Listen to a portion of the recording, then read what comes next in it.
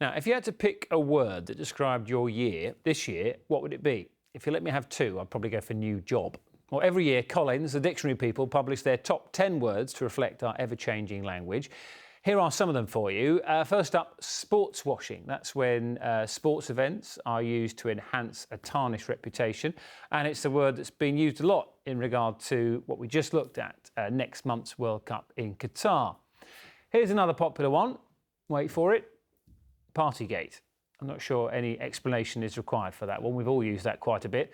And the one that was picked as the word of the year is about to pop up on your screens. It's permacrisis. Now, that's not one I've used a lot myself, to be honest. I don't know whether you have.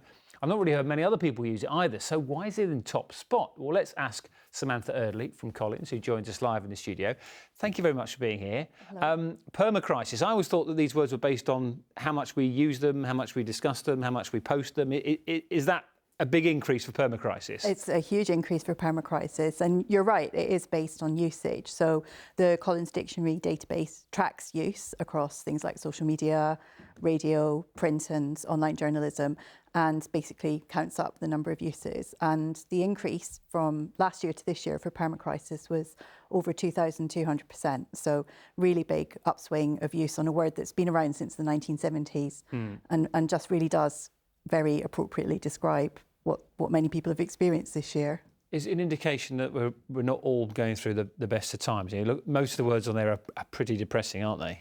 Yes, it's true. It's quite a it's kind of downbeat list, I guess, compared to some of the lists we've had in the past. And I think it underlines a lot of the problems we're dealing with in the UK and worldwide. I mean, Warm Bank's on there as well, which is obviously referring to the use of public heated spaces that people can go to so they don't need to turn their heating on, which, you know, is part of the sort of permacrisis experience.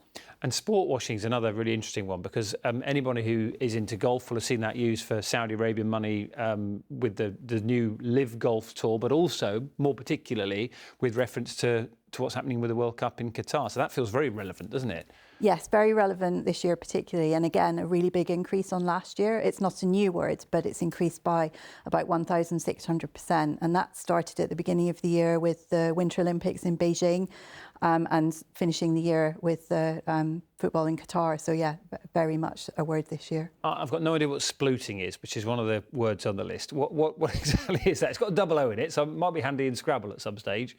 Yeah, so splooting, although it's definitely more of one of the more fun words on the list, describes, we probably saw our pets doing this in the summer in intense heat, the way that animals will spread themselves out on the floor to try and cool down. Pet related, okay. Well, pet and wild animals, lots of squirrels do it apparently as well, to try and cool down. But that obviously does link back to you know, our intense summer heat and the climate crisis. So it's a fun word with a sort of serious background to it.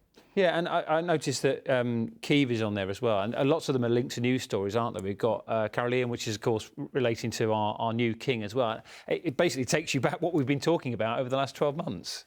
Yes, absolutely. I mean, we do find because, so Collins Dictionary reflects word usage. We're not driving the use of the words. We're reflecting what people are talking about, what people are thinking about. So it does give you a snapshot of the year. And Kyiv is a really interesting one. We included it because of the change in pronunciation and spelling back to the Ukrainian spelling. So that was, you know, it's obviously been a huge part of the year, and it was really important to reflect that. Well, thank you very much for coming in and telling us all about it. Really appreciate your time.